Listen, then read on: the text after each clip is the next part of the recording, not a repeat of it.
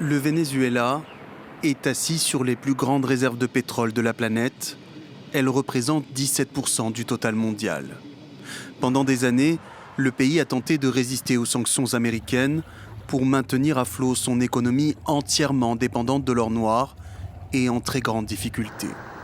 Mais le renforcement des sanctions contre le Venezuela, imposées par les États-Unis dès 2019, et les récentes interceptions de pétroliers au nom de la lutte contre le narcotrafic ont accéléré les choses. Washington veut assécher les sources de financement du régime vénézuélien.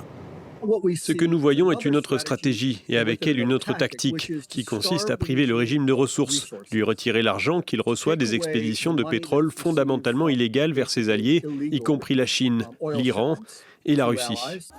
La production de pétrole vénézuélien a culminé au début des années 2000 à plus de 3 millions de barils par jour. Mais des années de mauvaise gestion et de corruption, les sanctions, le délabrement des infrastructures et le manque d'investissement ont fini par provoquer un effondrement de la production en 2020. Conséquence, Caracas exporte illégalement son pétrole et souvent à des tarifs au rabais par rapport au prix du marché. Principal bénéficiaire, la Chine, alliée du Venezuela, qui reçoit plus de 80% de la production de pétrole vénézuélien.